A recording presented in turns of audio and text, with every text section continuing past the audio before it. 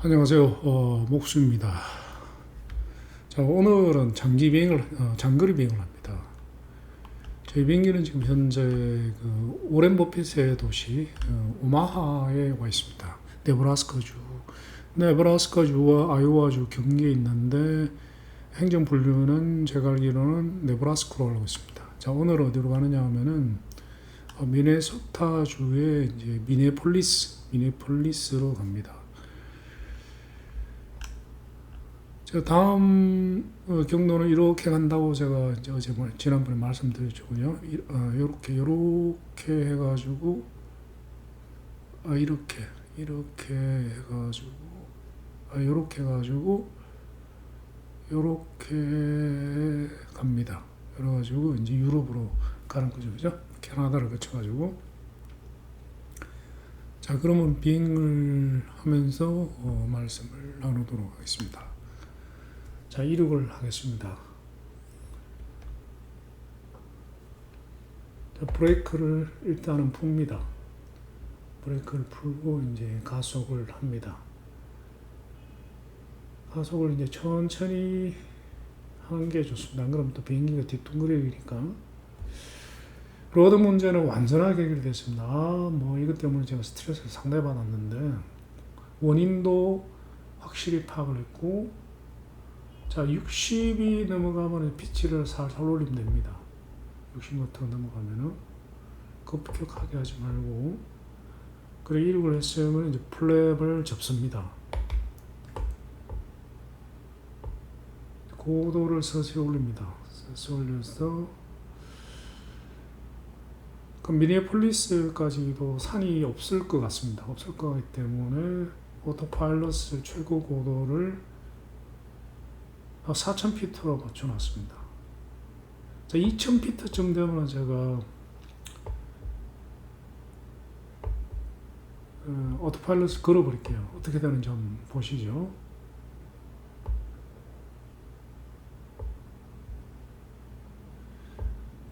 그 헤딩과 고도는 제가 대충 설정해 놨습니다. 미리.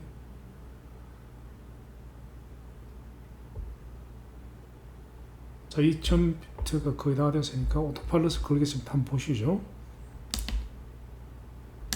오토파일럿을 걸었습니다. 걸면은, 자, 여기 왼쪽 위를 한번 보십시오. 보면은 이제 이 요거 이제 파란색으로 헤딩버그라고 하는데, 헤딩버그가 설정되어 있는 쪽으로 기술을 돌립니다. 돌리고 고도가 지금 목표 고도를 4,000피트로 해놨으니까 이제 고도를 올리고 있습니다. 버티컬 스피드는 상승 속도는 700입니다. 700피트, 분당 700피트, 800, 900피트씩 올리는 거죠. 꽤 가파르게 올리네요. 근데 이 헤딩을 보면 이 경로가 항로는 여기 있죠. 항로는 여기 있는데 지금 바로 이제 헤딩을 이렇게 해버리면 안 되죠. 그래서 항로로 올라가야 됩니다. 그래서 이제 헤딩버그를, 자, 보십시오. 자, 제가 헤딩버그를 지금 돌리고 있습니다. 항로가 여기 있으니까 저희 비행이 여기 있기 때문에 이쪽으로 올립니다. 올려가지고 그러면 항로로 슬슬 올라가죠. 항로로 올라갑니다. 항로로 올라타면은 헤딩을 이쪽으로 돌리면 됩니다. 자, 항로로 서서히 이제 접근하고 있죠. 그러면은 헤딩을 다시 항로 쪽으로 조금씩, 한꺼번에 하지 말고 조금씩 하는 게 좋습니다. 한꺼번에 하면 또 넘어가 버리죠, 그죠? 자, 이제 완전 홍로로 올라탔습니다. 올라탔기 때문에 헤딩을 항로로 했죠. 자, 그럼 어떤 상태가 되는지 한번 보겠습니다. 보면은 이렇게 됐죠, 그죠? 직선으로 비행하겠습니다. 미네폴리스까지. 오늘 비행거리는 상당히 멉니다. 보니까 455 해리 정도 되는 것 같습니다. 그래 1.85를 곱하면 킬로미터가 되죠. 그럼 뭐 한 800km, 굉장히 멉니다.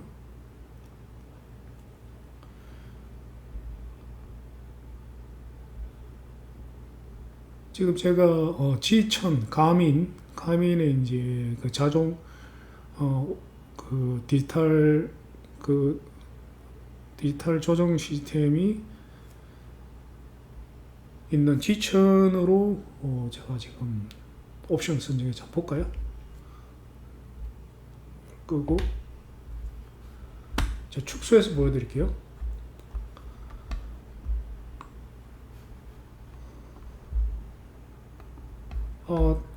이게 이제 뭐 작은 비행기에는 여기에 패널 한 개만 있는 경우도 있습니다. 이게 가민이라는 회사에서 만들었는 이제 G1000입니다. G1000이라는 모델인데 어마어마하게 많이 팔렸죠. 뭐 세선하기뿐만 아니라 제트기, 자가용 제트기도 이 G1000을 이제 탑재하고 있는 경우가 굉장히 많습니다.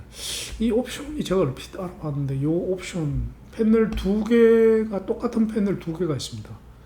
얘하고는 완전히 똑같은 패널입니다. 그리고 가운데에는 이제 다른 패널이에요. 다른 패널이고 다른 용도의 이제 커뮤니케이션 패널이죠.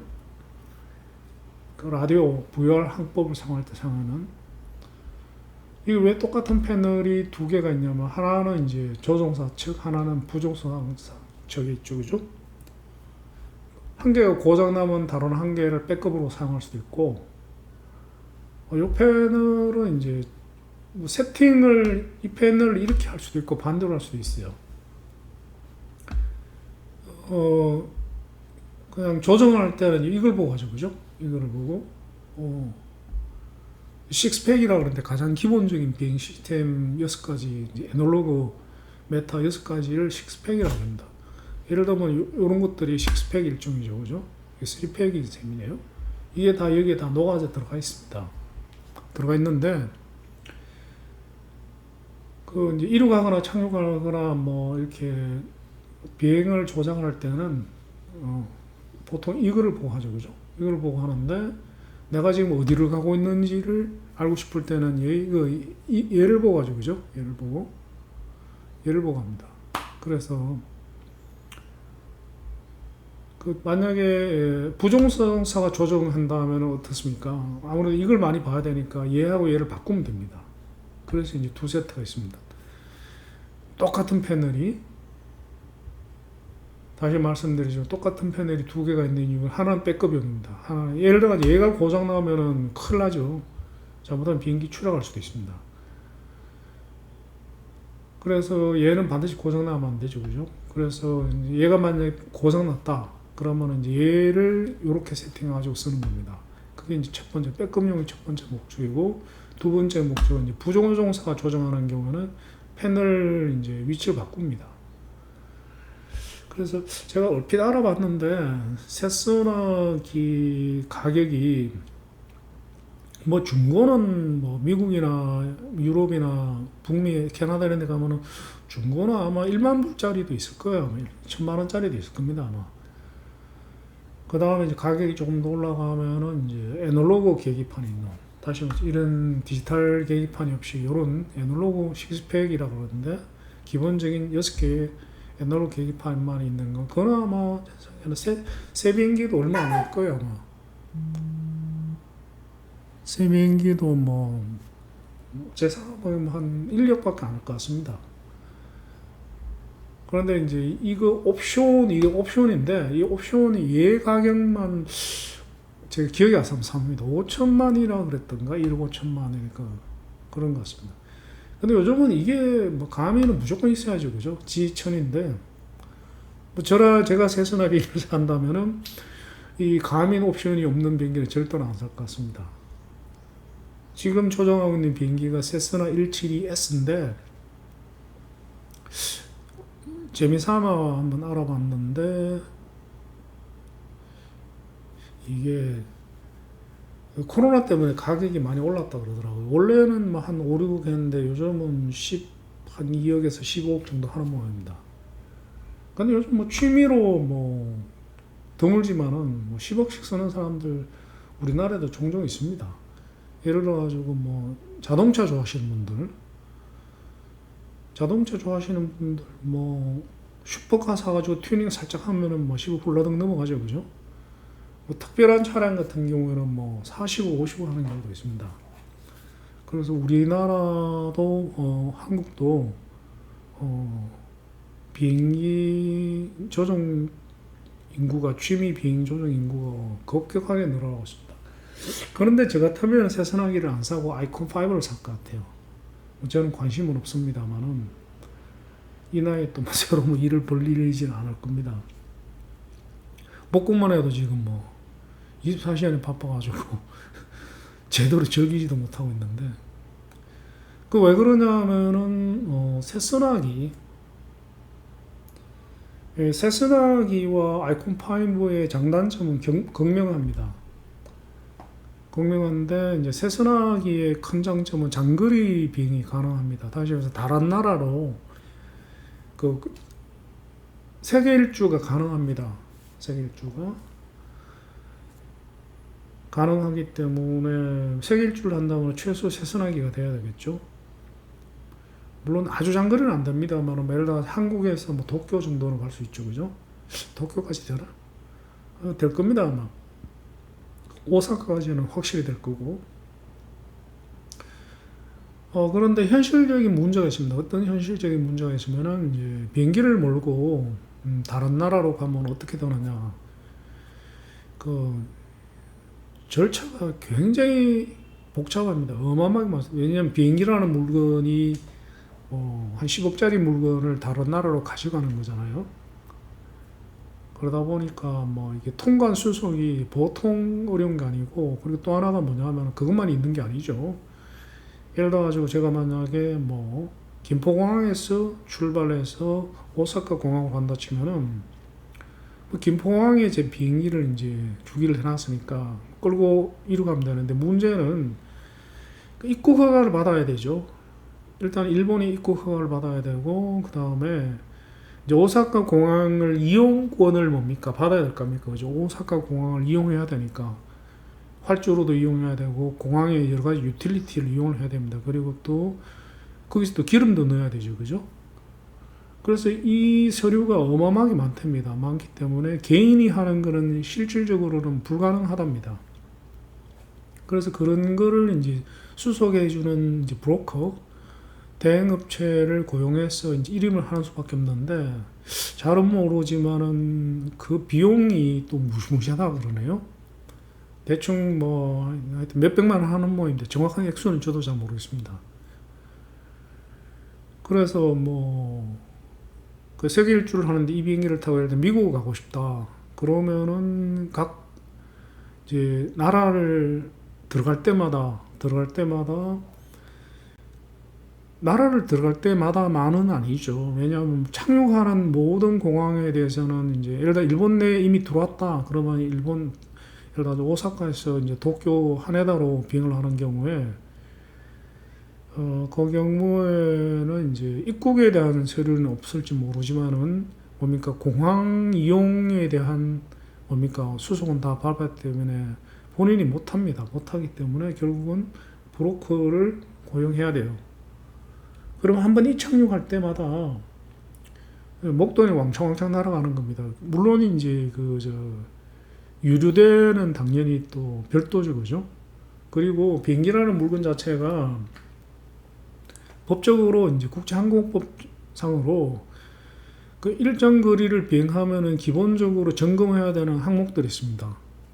예를 들면 우리나라 자동차가 1만 킬로마다 엔진오일 갈아야 되고 이런 게 있듯이, 근데 자동차는 갈거나 말거나인데 비행기는 그러면은 갈거나 말거나가 아니라 의무적으로 갈아야 돼요. 안 갈면 왜 되느냐? 비행을 못 합니다. 그래서 만약에 돈이 어마어마하게 많다, 재산이 제가 보면 100억 가지고는 어림도 없을 것 같고, 재산이 한 1000억 정도 되면은 제가 봐서는 세선하게 사가지고 1000억 정도 재산이 되면은 그런 돈은 푼 돈이죠. 그러면 세선하게 사가지고 일본도 이게 가능합니다. 제가 드린 말씀은 해외로 입국을 하거나 세선하기를 몰고 해외로 입국을 하거나 어떤 공항에 입착륙할 때마다 몇백만 원씩 들어간다 이 말입니다. 그걸 또 개인이 처리할 수 있는 레벨도 아니고, 그래서 세선하기는 괜히 욕심내가지고 사봤댔자 감당을 못합니다. 감당을. 유지비나 유지관리비도 엄청나게 들죠. 세선하기는 뭐 공항에다가 주기를 해야 되는데 집 앞에 못 세워놓죠, 그죠? 사이즈도 그럴 사이즈가 아니고 뭐 집이 한 뭐 몇천 평 되면은 뭐 활주로도 있어야 되니까 집이 뭐 한 최소 몇천 평은 돼야 되겠네요. 이륙거리가 있으니까. 그래서 괜히 세선하기는 뭐 욕심내가 사놓으면은 민영공항이나 요즘 개인공항 굉장히 많습니다. 시골 뭐 밭이나 논을 논을 다듬어 가지고 뭐 그런데 하더라도 한 달에 이제 주기 비용을 부담을 해야겠죠. 근데 그런 경우에도 예를 들어 가지고 뭐 개인 그런 활주로에서 이렇게 해가지고 일본에 갈 수는 없잖아요. 왜냐면 관제를 계속 받아야 되니까. 그럼 결국 그런 비행기들도 일본에 가려면 김포에 갔다가 가야 되기 때문에 개인이 제가 봐서는 뭐 1, 200억 정도의 재산으로 감당할 수 있는 액수가 제가 봐서는 아니라고 판단해요. 물론 무리를 하면 되겠죠, 그죠? 무리를 하면 되지만은 편안하게 감당할 수 있는 비용은 절대로 아닌 것 같습니다. 반면 이제 아이콘5 같은 경우는 정반대의 특성을 가지고 있습니다. 첫 번째는 세길주가 안 됩니다. 세길주가 다른 나라로 못 가요. 왜냐하면 항속거리가 그만큼 안 됩니다. 항속거리가. 그리고 또 무리해가지고 가면은 사고 날 확률이 대단히 높죠. 예를 들어가지고 뭐 김해공항에서 이륙해가지고 뭐 대마도나 뭐 후쿠오카 정도까지 무리해서 갈 수 있을지 모릅니다. 그런데 보유하고 있는 시스템이나 모든 것들이 충분하게 뒷받침이 안 되죠, 그죠? 그래서 그 동네에 그냥 이렇게 해가지고 국내 돌아다니는 데는 아이콘5 아무 문제 없습니다. 국내는 뭐 서울에서 부산 가도 되고 전혀 문제 없어요. 그래서 하여튼 뭐 나라와 나라 사이를 돌아다니는 비행기는 아이콘5는 절대로 아니다. 그 다음 이제 두 번째는 뭐냐면 아이콘5가 저는 제가 만약에 비행기를 살 생각 아예 없습니다. 없는데 산다면 아이콘5를 살 것 같아요. 왜냐하면은 그 아이콘5의 이제 그 제일 큰 장점이 뭐냐면은 수륙 양용입니다. 그 바퀴가 들락날락 하기 때문에 바퀴를 올리면은 그 아래쪽이 배 모양이죠, 그죠? 배 모양이기 때문에 물 위에 착륙이 가능합니다. 물 위에 착륙 가능하다는 얘기 물 위에서 이륙도 가능해요. 그 다음에 또 육지에 착륙도 가능합니다. 왜냐하면 바퀴가 나오기 때문에. 그 수륙 양용이죠, 그죠? 이게 왜 중요하냐면은 그 비행기가 이륙을 하거나 착륙을 하면은 활주로가 있어야 되죠. 활주로가. 근데 이제 텅 빈 한 뭐 몇백 메타의 텅 빈 공간이 아이콘5가 이륙 거리가 얼마인지 모르겠습니다만은 최소 뭐 몇백 메타는 좋게 되겠죠. 최소 몇백 메타는. 그럼 국내에서 그 텅 빈 몇백 메타의 직선 그 도로가 없지 않습니까? 그래서 비행기에서 봤댔자 이착륙할 데가 없어요. 그런데 수륙 양용이 되면 어떤 장점이냐? 물 위에는 내리면 됩니다. 물 위에는. 그러니까 뭐 강이나 조용한 강이나 호수에 이제 내려도 아무 문제가 없죠. 물론 이제 그 대신 조심해야 되는 게 우리나라도 호수나 이런 데 가보면은 조금만 크면은 다 유람선이 돌아다닙니다. 그렇기 때문에 이제 잘 착륙을 해야 되죠. 근데 그게 큰 문제는 없을 것 같아요. 왜냐하면은 선의 비행을 몇 번 하면서 유람선에 이제 경고를 보내면 되죠, 그죠? 내가 지금 착륙하겠다고. 그리고 제가 알기로는 유람선도 마구마구 다니는 게 아니라 이게 항로가 있습니다. 항로가 있기 때문에 그 항로에 대한 지식 조금만 해서 그걸 피해서 이 착륙을 하면 됩니다. 그래서 이제 활주로 수륙양 물에서 수상 비행기이기 때문에 물에서 이착륙이 가능하기 때문에 활주로에 대한 이제 부담이 확 내려가죠. 그게 가장 큰 장점이죠. 만약에 물이 이제 수면이 조용하면은 낚시 좋아하시는 분도 좋아할 것 같아요. 그 물 위에 착륙해가지고 거기서 낚시하면 됩니다. 제가 낚시 매니어라면 저는 아이콘5를 살 것 같습니다.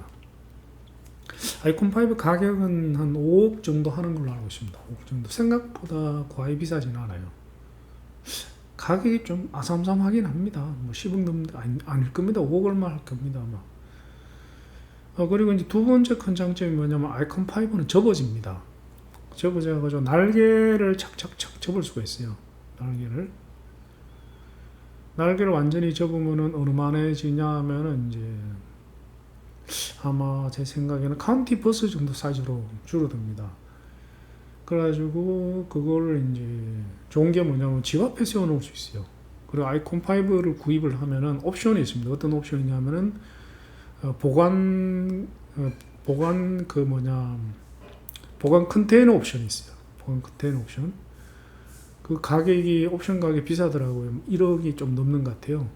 그 옵션을 사면은 그 아이콘 5를 접어가지고 그 컨테이너에 넣을 수가 있고 또 그 컨테이너는 바퀴가 달려있기 때문에 이제 그 차 뒤에 이제 이렇게 연결해가지고 걸고 다닐 수가 있습니다.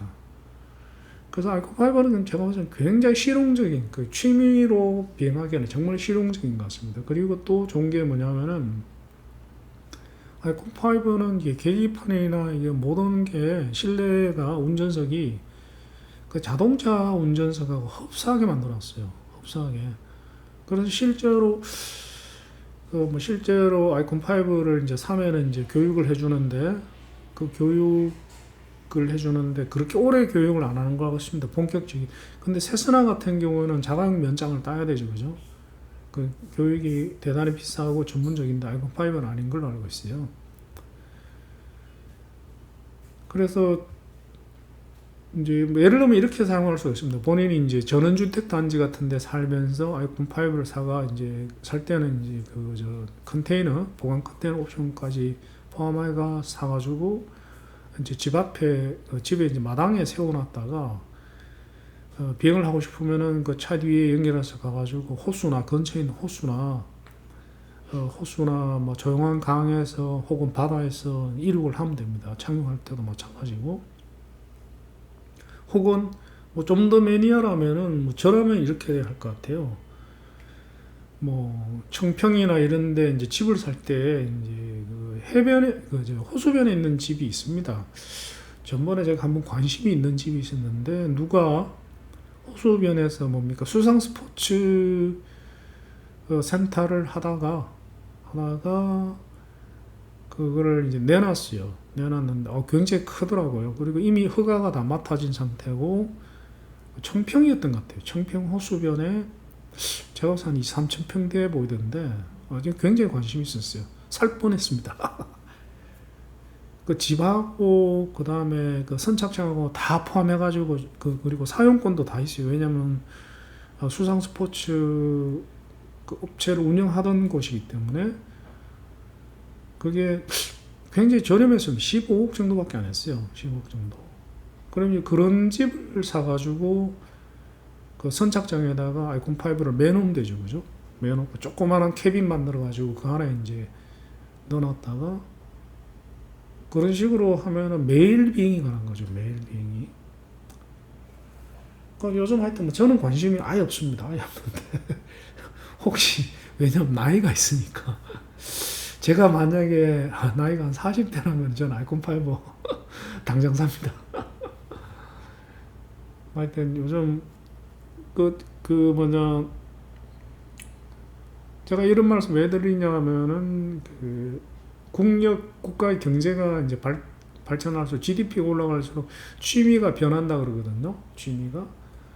그래서 이제 아주 부강하게 되면은 목공, 그 다음에 이제 비행기 조종, 목공, 그 다음에 요트 비행기 조종이 뭐 끝판왕이죠, 그죠?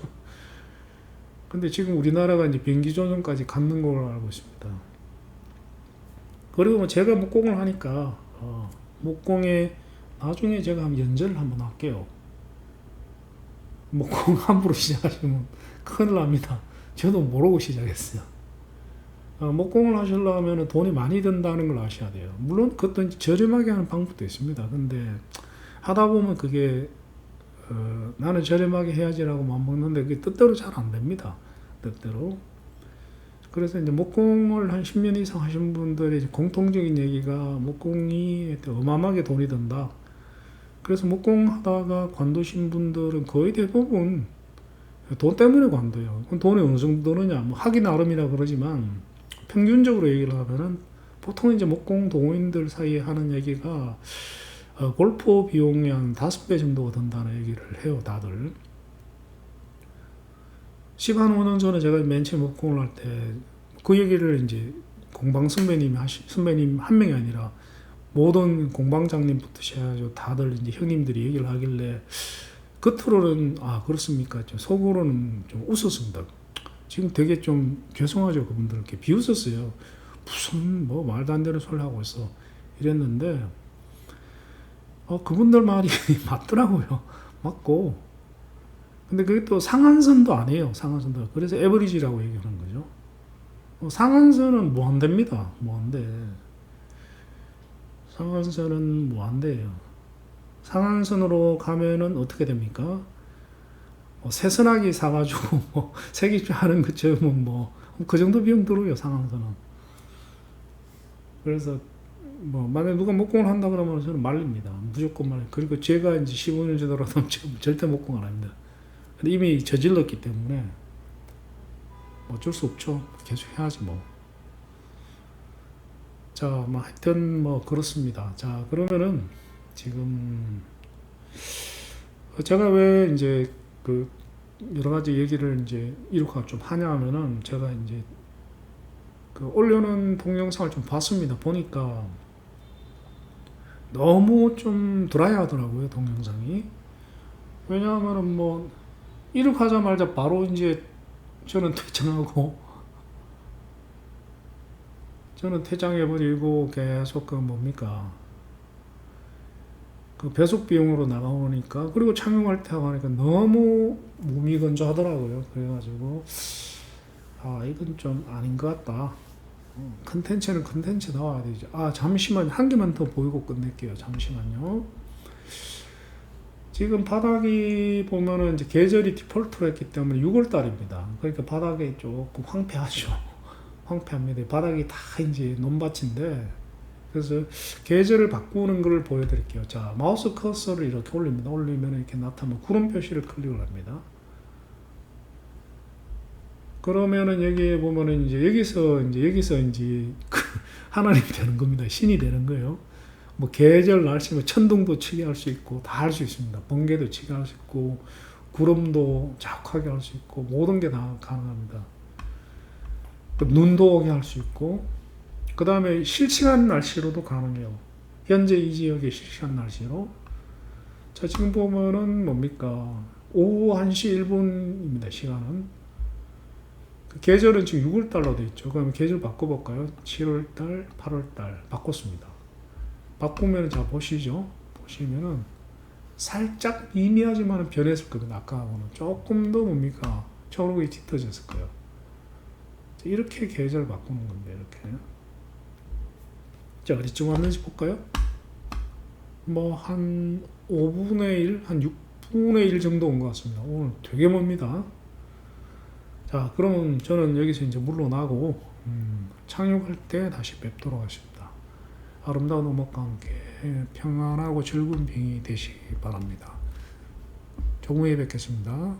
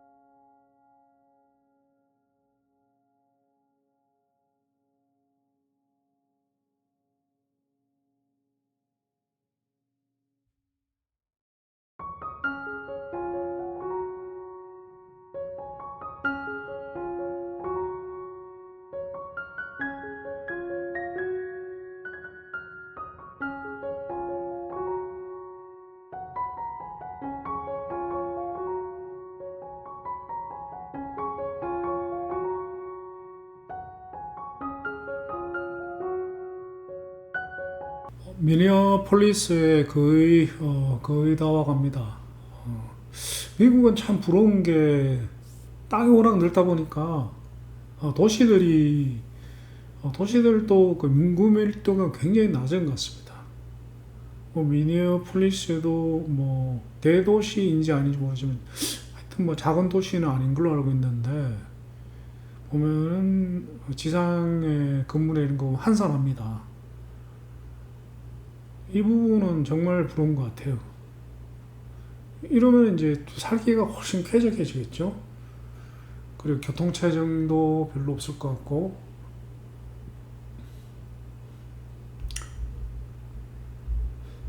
미국은 진짜 축복받은 도시인 것 같습니다.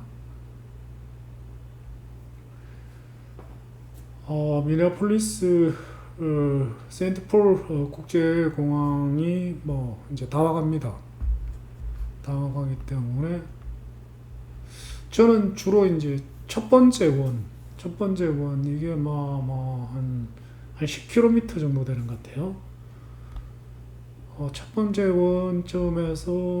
원에서 고도를 2,500에서 3,000피트 유지하고 첫 번째 원에 진입을 하면은 오토파일럿을 풀고 이제 매뉴얼 비행으로 착륙을 합니다. 이게 무슨 항공적인 지식은 없습니다. 없고, 자, 방금 오토파일럿을 풀었습니다.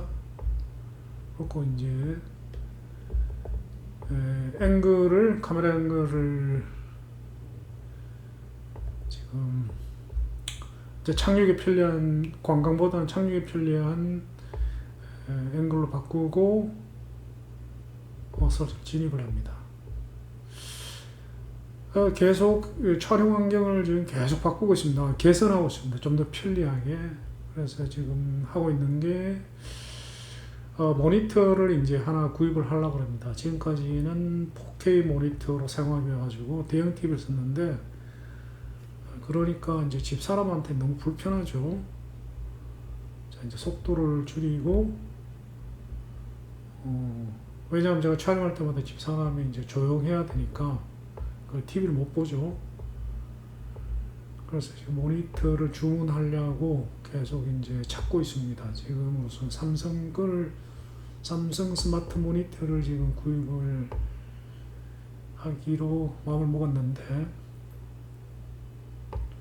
AS 때문에 그래요. 성능이라는 것보다. AS는 역시 삼성이죠. 그런데 유튜브 촬영용으로만 쓰기에는 조금 아깝죠. 낭비죠. 그래서 안방의 TV로도 보기 위해서 처음에는 32인치를 살려고 그랬는데 지금 마음이 좀 바뀌어가지고, 자, 이제 착륙에 들어갑니다.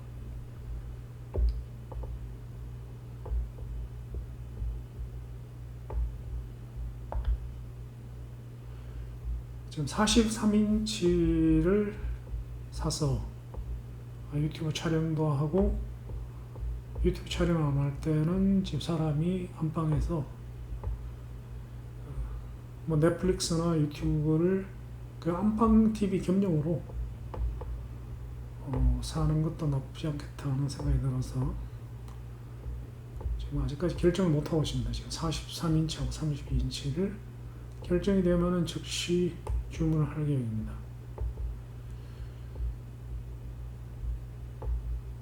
그러면은 이제 TV를 제가 더 이상 유튜브 촬영으로 사용을 안 해도 되기 때문에 촬영 환경이 촬영하기 훨씬 편리하게 됩니다. 지금 현재로서는 43인치 스탠더형으로 구입하게 될 확률이 제일 높은 것 같습니다.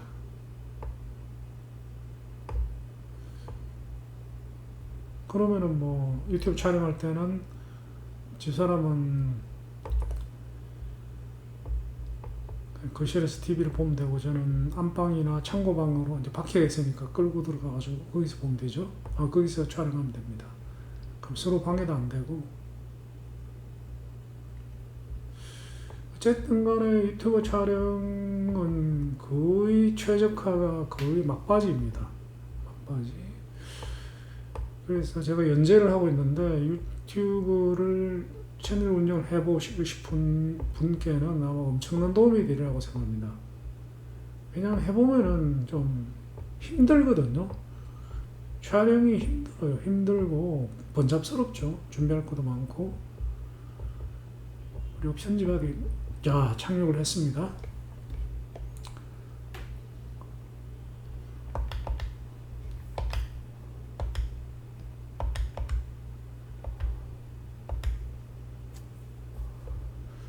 러드 문제를 해결하고 나니까 속이 다 시원합니다.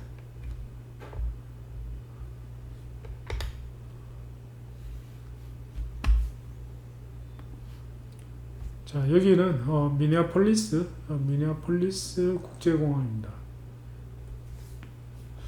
저도 뭐 들은 얘기입니다만은 미국에서 국제공항이라는 거 보통 이제 다른 나라에서 국제공항은 이제 다른 나라로 다른 나라 국제 간 공항을 국제공항이라고 그러는데 미국은 주 경계를 넘어서는 이제 항로가 있는 그런 공간을 이제 국제공항이라고 그런다 그러더라고요. 인터내셔널 에어포트죠. 물론 다른 나라에서는 이제 두 가지가 있죠. 도메스틱 에어라인이 있고 인터내셔널 에어라인이 있죠. 인터내셔널 그러기도 하고 인터컨티넨탈 그러기도 합니다. 대륙간. 예를 들어 유럽 같은 경우에 유럽에서 얘기하는 이제 도메스틱은 뭐냐면은 유럽 내 국가를 돌아다니는 걸 도메스틱이라고 합니다. 뭐 예를 들어 영국에서 프랑스로 가거나 유럽에서는 이제 인터내셔널 도메스틱이라고 그러지 않고 인터컨티넨탈 도메스틱이라고 그러죠. 그래서 유럽 내 국가를 돌아다니는 항로가 있는 공항을 도메스틱 에어포트라고 그러고, 그 다음에 이제 다른 대륙, 아시아나 미국이나 호주나 이런 데 다른 대륙으로 가는 공항을 이제 인터컨티넨탈이라고 그럽니다. 혹은 보통 이제 인터컨티넨탈이라는 단어는 거의 안 쓰고 허브 공항이라고 그랬대요. 허브. 예를 들어 런던 히드로라든가 그다음에 프랑크푸르트 뭐 이런 거는 다 허브 공항이죠. 자, 하여튼 이렇게 해가지고 드디어 이제 미네소타주의 미네아폴리스에 도착했습니다. 자, 다음 시간에는 미네아폴리스 지금 이 공항을 이륙을 해서 어디로 가냐면은 밀워키로 갑니다. 윈스콘신주의 밀워키로 갑니다. 밀워키는 공구 브랜드 중에서 밀워키라는 브랜드가 있습니다. 그 밀워키가 아마 이 밀워키 같아요. 그러다 보니까 아마 밀워키 본사가 밀워키에 있지 않나 하는 짐작이 됩니다. 그리고 여기 보면은, 자, 멀리 보십시오. 화면에 멀리 보면은 이제 고층 빌딩들이 보이죠. 그죠? 그래서 이제 미니애폴리스, 제 생각에는 한번 볼까요? 미니애폴리스 다운타운이 여기인 것 같아요. 자, 봅시다. 맞네요. 공항은 대부분 외곽에 있죠. 미니애폴리스가 도시가 클 것 같은데 이쪽은 좀 한산하기 때문에 여기가 다운타운입니다. 그러면 다음 시간에는 이륙을 했어. 자, 보겠습니다. 다음번에 가야 되는 거는 밀워키가 요쯤 있죠. 여기 있으니까 이륙을 해서 이렇게 미네폴리스의 다운타운을 선회 비행을 하고 밀워키로 가도록 하겠습니다. 이제 미국 여행도 뭐 절반은 훨씬 넘었습니다. 절반은 훨씬 넘어서 이제 절반에서 3분 2 정도 된 것 같아요. 이제 슬슬 미국을 빠져나갈 준비를 하고 있습니다. 자, 보여드릴게요. 제가 지금 여기 있습니다. 여기 있죠. 여기 있는데 앞으로 어디로 가냐면은 이렇게 해가지고 캐나다로 들어갑니다. 들어가가지고 여기 캐나다죠, 그죠? 여기 퀘벡주쯤 될 겁니다. 여기서 이게 뭡니까? 그린란드죠, 그죠? 그린란드로 갑니다. 그린란드로 가가지고 여기에서 이제 그린란드로 쭉 가가지고 이제 여기서 고민이 어떤 고민이 있냐면 여기서 남극이 한 이쯤 되겠죠, 그죠? 남극을 갈 것인가 말 것인가는 고민입니다. 근데 안 가는 게 맞는 것 같아요. 왜냐하면 여기서 이제 사실 이 엄청나게 크게 보이지만은 지구가 둥글기 때문에 이게 그렇게 크지는 않습니다. 한 요 정도 사이즈겠죠. 그러면 남극을 찍고 오면 좋은데, 근데 문제는 뭐냐면은 남극 하나 보자고 이 장거리 비행을 별로 하고 싶진 않아요.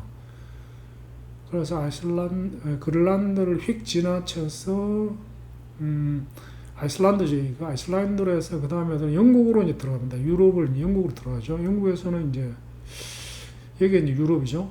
유럽입니다. 유럽은 제가 봐서는 미국의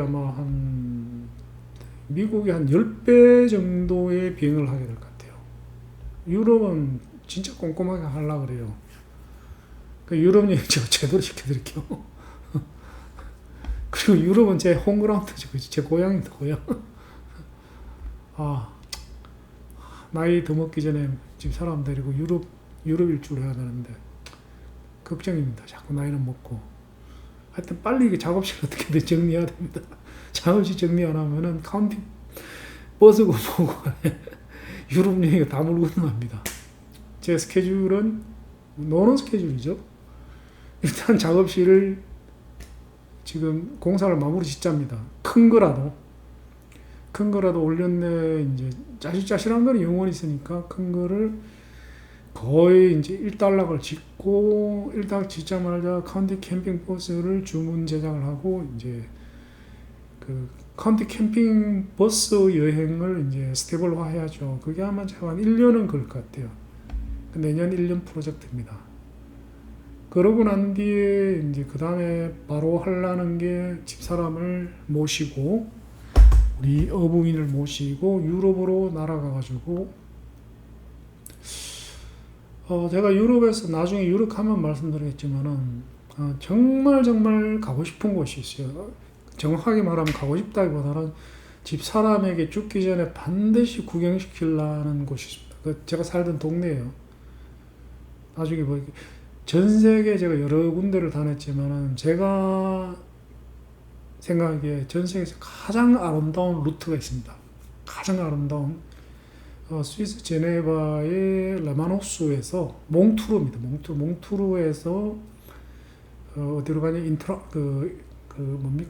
인스브루크, 오스트리아 인스브루크로 가는 쪽이 가장 아름다워요. 거기는 천국입니다. 천국. 그래서 지금 계획은 집사람하고 유럽으로 건너가가지고 사이즈가 좀 되는 작은 거는 답답하니까 좀 사이즈가 좀 큰 캠핑카를 빌리려고 그래요. 아니면 캠핑카를 살 수도 있습니다. 빌려가지고 유럽 캠핑카가 좋거든요. 뭐 사가지고 쓰다가 가지고 오면 돼요. 한국으로. 캠핑카를 그래도 뭐 빌리는 게 낫겠죠. 빌려가지고 거기를 한 3개월 정도 제가 여행을 하려고 그래요.